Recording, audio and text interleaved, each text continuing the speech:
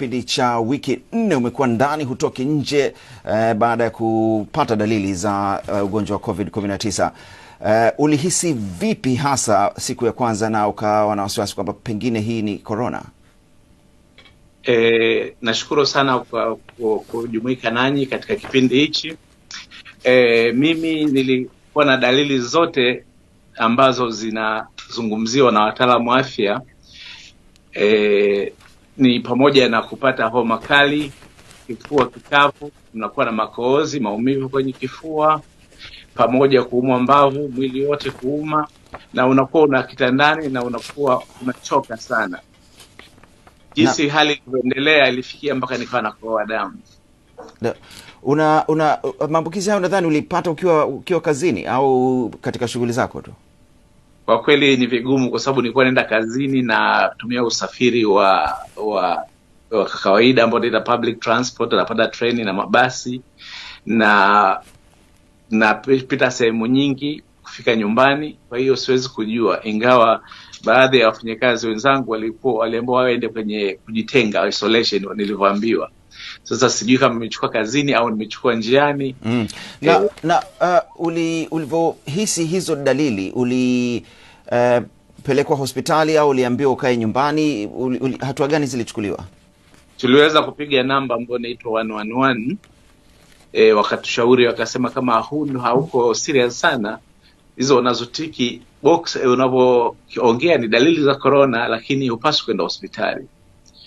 Na nilivyoongea kazini kwangu ni kwamba inabidi niwe nyumbani kwa muda zaidi ya wiki 2.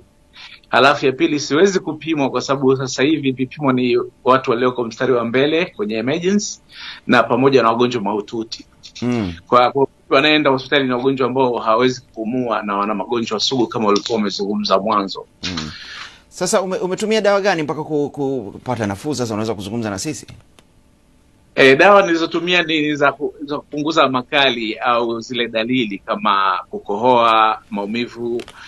Kwa kweli nilikuwa na shauri watumia watu Panadol, paracetamol nilikuwa natumia, na dawa za kupunguza kukereketwa koo kama hizo za allergy tunaita antihistamine, na dawa zingine zilikuwa ni za kwetu za kinyumbani. Pamoja na hiyo mnasema watu wengi wanaongea tangawizi, malimao. Nimekuwa nakula matunda mengi, na kwa kweli ukubwa wa ugonjwa huna ladha ya chakula wala usikie harufu ya chakula. Kwa hiyo vitu kama haya machungwa na matunda ambao wazungu wanaita citrus yamesaidia sana. Na njia nyingine za kienyeji ambazo kama muda unaruhusu labda ningezitaja haraka.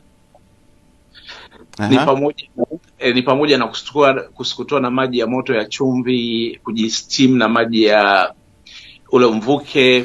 Lakini hiyo Dr. Hamza, hiyo ni katika kutibu dalili ambazo unazo, sio kwamba ndio tiba ya corona.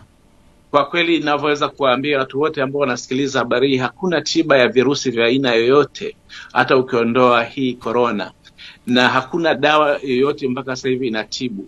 Na siwashauri watu wajaribu hata kula hizo wanazoambua chloroquine, kwa sababu hazijafanywa utafiti na zinaweza kuleta madhara.